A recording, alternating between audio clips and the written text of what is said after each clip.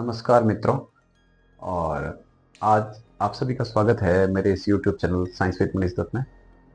मैं आज एक चैप्टर लाया हूँ इलेक्ट्रिसिटी का, जिसमें कि ये जो 10th का चैप्टर है ये काफ़ी जो बीएड के एग्ज़ाम होते हैं, प्री बीएड के या आरपीएससी यूपीएससी के, 10th के खुद के एनसीईआरटी सीबीएसई आरबीएसई के, उसमें इसके बहुत सारे क्वेश्चन आते हैं और ये बच्चों को बड़ा टफ लगता है। तो मैं इसके लिए क्या कहता हूँ कि सिर्फ 9 पॉइंट अगर हम इसके पढ़ लें तो इन 9 पॉइंट में ये पूरा चैप्टर हो जाता है और बड़ा शॉर्ट और स्वीट तरीके से पढ़ रहे हैं हम आज इसको। तो सबसे पहला पॉइंट है इलेक्ट्रिक करंट। क्या है इलेक्ट्रिक करंट? फॉर्मूले से ही पता चल जाएगा। क्या है formula? I is equal to Q by T. Q क्या है? क्यू बराबर एन ई। क्यू का मतलब है चार्ज। चार्ज क्या होता है? प्रोटॉन और इलेक्ट्रॉन जो होते हैं वो पॉजिटिव और नेगेटिव चार्ज वाले होते हैं। प्रोटॉन होता है पॉजिटिव चार्ज वाला, इलेक्ट्रॉन होता है नेगेटिव चार्ज वाला। ये दो ही चार्ज हैं। चार्ज पार्टिकल एटम में दो ही होते हैं। न्यूट्रॉन जो होता है न्यूक्लियस में वो न्यूट्रल होता है। तो जो चार्ज है उसकी वैल्यू क्या है? Ne। अगर हम चार्ज की वैल्यू की बात करें, जैसे मान लेते हैं चार्ज को हम मेजर करते हैं, ऐसा यूनिट है कूलाम। मेरे को 1 कूलाम वैल्यू चाहिए, तो उसके लिए मिनिमम कितने नंबर ऑफ इलेक्ट्रॉन चाहिए? नंबर ऑफ इलेक्ट्रॉन है 6 × 10⁻18। इतने इलेक्ट्रॉन जो हैं वो 1 कूलाम्ब की वैल्यू को रखते हैं। सबसे पहली बात तो ये है। दूसरी बात, इलेक्ट्रिक करंट क्या है? पर्टिकुलर टाइम के अंदर जब चार्ज फ्लो होता है किसी भी क्रॉस सेक्शन एरिया वाले मटेरियल यानी मेटल वायर में खासकर, तो उसको हम क्या कहते हैं? Electric current. नंबर 1 ये बात है। दूसरी बात है कि एक वर्ड आता है एम्पियर। तो हम एम्पियर को करंट की वैल्यू के लिए लेते हैं, मेजर करने के लिए।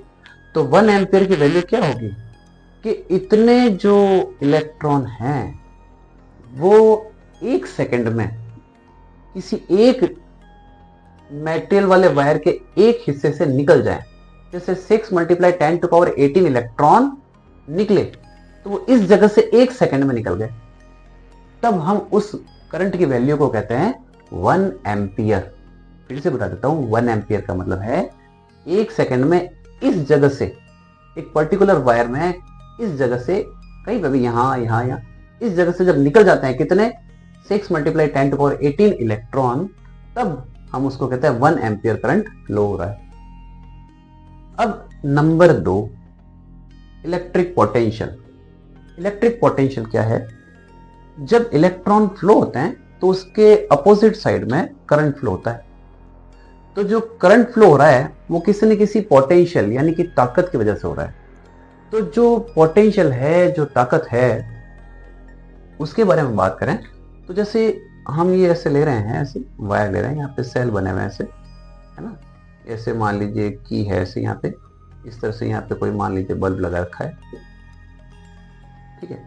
तो जब हम ऐसा करते हैं तो जैसे ही हम स्विच ऑन करते हैं तो उसी समय करंट फ्लो होना शुरू हो जाता है।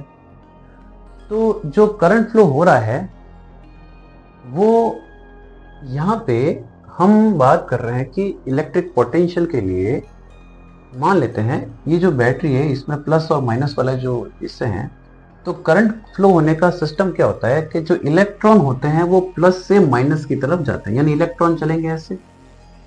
तो करंट फ्लो कैसे होगा? ऐसे उल्टी तरफ होता है। हमेशा यही होता है, इलेक्ट्रॉन जिस डायरेक्शन में जा रहे हैं उसकी उल्टी डायरेक्शन में करंट फ्लो होता है। तो जो फ्लो हो रहा है वो हो क्यों रहा है, उसकी वजह क्या है? एक वर्ड आता है उसी के आगे, पोटेंशियल डिफरेंस। तो फ्लो क्या हो रहे हैं? इलेक्ट्रॉन। इलेक्ट्रॉन क्या है? चार्ज। चार्ज को हम बोल रहे हैं क्यू, और इसकी वैल्यू को हम जो बता रहे हैं वो है कूलाम। तो हम ये कह सकते हैं यदि 1 कूलाम चार्ज है और 1 जूल वर्क लग रहा है किसी एक पॉइंट से दूसरे पॉइंट में आने पर, तो उसको हम कहेंगे पोटेंशियल डिफरेंस। क्योंकि एक जगह पे जो पोटेंशियल की वैल्यू है वो ज्यादा है और एक जगह पे पोटेंशियल की वैल्यू क्या है? कम है। तो हमेशा पोटेंशियल की वैल्यू जहां ज्यादा होती है उससे दूसरी तरफ जहां पोटेंशियल की वैल्यू कम है, इलेक्ट्रॉन उसी तरफ फ्लो करते हैं और करंट उसके अगेंस्ट यानी उल्टे डायरेक्शन में फ्लो करता है। ये है पोटेंशियल डिफरेंस, दो पोटेंशियल के बीच में डिफरेंस। फिर है सर्किट डायग्राम, ये मैंने आपको अभी बताया ही है। इसमें की होती है, जो अमीटर होता है वो हमेशा सीरीज में लगता है, और अगर वोल्ट मीटर लगाना है तो ये लगेगा पैरेलल में हमेशा, ये ध्यान रखिएगा। ये जो है ये की है, अगर इसमें डॉट नहीं लगाया हुआ इसका मतलब ये ओपन है। ओपन का मतलब ये होता है कि ये अभी फ्लो नहीं हो रहा है इसमें करंट, और अगर मैंने इसमें से डॉट लगा दिया इसका मतलब की क्लोज है और ये सर्किट जो है इसमें करंट फ्लो हो रहा है। ये जो है सेल है, ये ध्यान रखें। और ये इसमें रेजिस्टेंस का वैल्यू लिया हुआ कुछ बल्ब है या कोई मटेरियल का वायर है। ये है सर्किट डायग्राम। तीसरा है ओम्स लॉ, बड़ा सरल है। अगर हम बात करें करंट की तो वो जो वैल्यू है वो वैल्यू डिपेंड करती है V पे।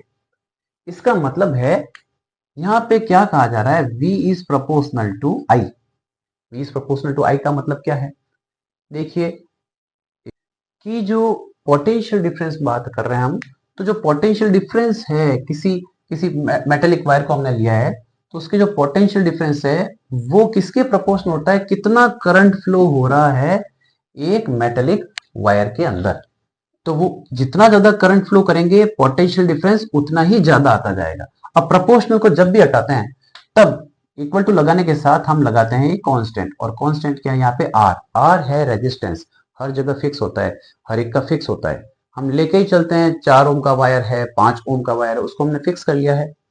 तो यहाँ पे आएगा V इजिकल टू, तो जो V इजिकल टू IR है, इसमें R की जो वैल्यू है यानी रेजिस्टेंस, हर किसी वायर का हम लेके चलते हैं, जैसे 3 ओम 4 ओम 5 ओम जो बोला था मैं, उसकी वैल्यू खुद डिपेंड करती है लेंथ और cross section area of metallic wire के ऊपर। मान लीजिए कोई वायर है वो बहुत लंबा है, यानी लेंथ उसकी ज्यादा है, तो रेजिस्टेंस भी उसका ज्यादा होगा। अगर उसी जैसे जैसे मान लीजिए हमने आयरन का वायर लिया है और उसकी लेंथ जो है हमने कम ली है, आधी ली है या कम ली है, तो लेंथ कम हो गई तो रेजिस्टेंस भी उसका कम हो जाएगा। मेटल सेम होना चाहिए, ये क्यों होना चाहिए मैं आपको बताऊंगा। दूसरा, क्रॉस सेक्शन एरिया, मान लीजिए चौड़ाई जो है उसकी ज्यादा है, किसी भी मेटेलिक वायर की जो क्रॉस सेक्शन एरिया है चौड़ाई वो ज्यादा है, तो रेजिस्टेंस जो होगा चौड़ाई ज्यादा होने से रेजिस्टेंस कम हो जाएगा, क्योंकि ये इनवर्सली प्रोपोर्शनल है। अगर चौड़ाई कम हो गई, मान लीजिए लेंथ उतनी ही ली है लेकिन चौड़ाई यानी क्रॉस सेक्शन एरिया हमने कम लिया है, तो जब कम लिया है तो इलेक्ट्रॉन को जाने में मुश्किल होगी, तो रेजिस्टेंस बढ़ जाएगा। यानी क्रॉस सेक्शन एरिया कम है तो रेजिस्टेंस ज्यादा है, क्रॉस सेक्शन एरिया ज्यादा है तो रेजिस्टेंस कम हो जाएगा। जब प्रोपोर्शनल हटाते हैं तो हम एक कांस्टेंट लगाते हैं, इसको हम कहते हैं स्पेसिफिक रेजिस्टेंस रो। ये जो है हर मेटल का अलग अलग होता है। जैसे आयरन का माने सबसे ज्यादा है क्योंकि उसमें रेजिस्टेंस ज्यादा होता है, स्पेसिफिक है। और इसके अलावा जो हम बात करें इससे कम मान लें तो कॉपर का है, जो हमारी वायरिंग होती है वो कॉपर की होती है। उससे भी कम जो है स्पेसिफिक रेजिस्टेंस जो होता है वो सिल्वर का है, बहुत अच्छा होता है। और सिल्वर के जो है यूजेस होते हैं हमारे मोबाइल वगैरह में, इलेक्ट्रॉनिक आइटम होते हैं, ताकि वो हीट कम खाएं, क्योंकि ये हीट जो है इलेक्ट्रॉन के चलने से, करंट के फ्लो होने से होती है। अब रेजिस्टेंस के जो सिस्टम है वो दो तरह से हैं, मैं वो आपको बताता हूं। ये दो तरह के हैं, एक तो जो है वो है सीरीज, मैं आपको दोनों के बारे में बता देता हूं क्योंकि इसके ऊपर सबसे ज्यादा क्वेश्चन आते हैं, मैं उसी को आपको बता रहा हूं। सबसे पहला है सीरीज में कैसे होता है। जैसे कुछ वायर हैं सीरीज में लगा दिए हमने, R1 R2 R3, इसके साथ हमने ये सेल लगा दिए हैं और ये की है, इस तरह से हमने इसको यहाँ पे रख दिया, एमीटर लगा दिया है। तो जो करंट फ्लो हो रहा है वो रेजिस्टेंस हो रहा है, और आई की वैल्यू जो है वो सब में सेम रहेगी क्योंकि करंट फ्लो होते जा रहा है। तो आई की वैल्यू तो सब में सेम है, लेकिन वी की वैल्यू क्या होगी, सब में अलग अलग। मैंने आपको अभी थोड़ी देर पहले बताया था जो वोल्ट मीटर होता है वो हमेशा पैरेलल लगता है रेजिस्टेंस के। तो आई इजिकल टू क्या होगा, सब में आई जो है वो सब में सेम है, लेकिन v की वैल्यू क्या है देखिए सब में अलग अलग है। तो हम क्या करते हैं, v की वैल्यू को लेते हैं v1 plus v2 plus v3 करते हैं। v की वैल्यू को क्या बोलते हैं, IR। v1 क्या होगा IR1, v2 होगा IR2 और v3 होगा IR3। देखिए जरा, v1 plus v2 plus v3, ये v1 है, ये v2 है, ये v3 है। i सब में कॉमन होगा क्योंकि i बराबर सभी में सेम फ्लो हो रहा है। R1 R2 R3 क्यों बोल रहा हूं, क्योंकि सबका r का वैल्यू अलग अलग है। तो देखिए हम i को क्रॉस कर देते हैं, तो होगा R is equal to R1 plus R2 plus R3। यानी मान लीजिए इन रेजिस्टेंस की वैल्यू 1, 2 और 3 है, 3 ओम है, जैसे 1 ओम, 2 ओम, 3 ओम, तो टोटल वैल्यू क्या होगी 1 प्लस 2 प्लस 3, नॉर्मल एकदम R1 plus R2 plus R3। तो ये क्या हो जाएगा 3 और 2 5 और 1 6 हो जाएगा। तो जो सबसे बड़ा रेजिस्टेंस की वैल्यू उससे भी ज्यादा वैल्यू होगी, किसकी होगी, टोटल रेजिस्टेंस की। ये ध्यान रखिएगा, ये सीरीज की बात हो रही है। इसके बाद हम बात करते हैं पैरेलल की। तो उसके बारे में जब बात करते हैं तो रेजिस्टेंस को पैरेलल में लगाते हैं। तो देखिए जरा, ये पैरेलल में लगा दिए हमने इसको, रेजिस्टेंस को इस तरह से। इन सभी के जो पॉइंट है वो सिमिलर जगह मिल रहे हैं, इसलिए जो वोल्ट मीटर लग रहा है वो सभी के लिए सेम ही लग रहा है। अब यहाँ पे फिर से वही सेल लगा देते हैं और की लगा देते हैं, है ना। एमीटर तो हमेशा सीरीज में लगता है। ये देखिए बार बार एक ही एक बात होने से आपको याद हो जाएगा।